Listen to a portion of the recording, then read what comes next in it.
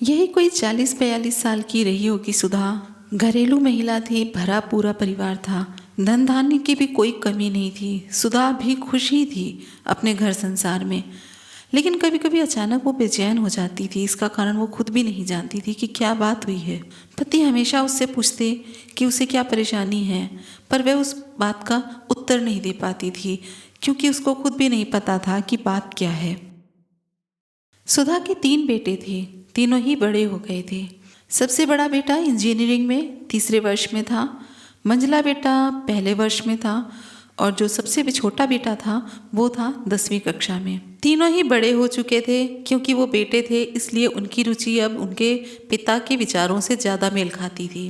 तीनों का ही समय ज़्यादातर पिता के साथ टीवी देखने में या फिर दोस्तों के साथ बीत जाता था। सुधा चाहती थी कि उसके तीनों बेटे उसके साथ भी थोड़ा समय बिताएं, पर उनकी रुचियां कुछ अलग थी। वे तीनों अब बच्चे नहीं रह गए थे, धीरे धीरे वो बड़े होते जा रहे थे। एक सुबह सुधा ने अपने पति से कहा, मेरी खुशी के लिए आप कुछ भी करेंगे? पति ने खुश होकर जवाब दिया, हाँ हाँ क्यों नहीं, तुम कहो तो सही। सुधा ने सहमते हुए बोला, मैं एक बेटी गोद लेना चाहती हूँ। पति को आश्चर्य हुआ, पर सुधा ने पहले ही बोल दिया, सवाल जवाब मत करिएगा प्लीज़। तीनों बच्चों के सामने भी ये प्रस्ताव रखा गया, पर किसी ने कोई भी आपत्ति नहीं की। लेकिन सबके मन में ये सवाल जरूर था कि क्यों। जल्द ही सुधा ने 1.5 महीने की एक प्यारी सी बच्ची अनाथाश्रम से गोद ले ली। 3 बार माँ बनने के बाद भी उसमें ममता की कोई कमी नहीं थी। बच्ची के आने की खुशी में सुधा और उसके पति ने एक समारोह का आयोजन किया। सब मेहमान को संबोधित करते हुए सुधा बोली, मैं आज अपने पूरे परिवार और पूरे समाज के क्यों का जवाब देना चाहती हूँ।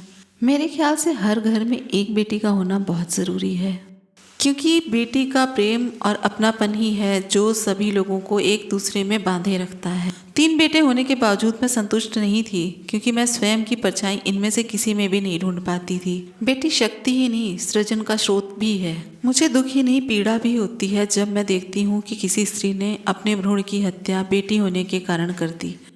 मैं ये समझती हूँ कि मेरे पति का वंश तो ये तीनों बेटे आगे बढ़ाएंगे, पर मेरे मातृत्व का वंश तो एक बेटी ही बढ़ा सकती है।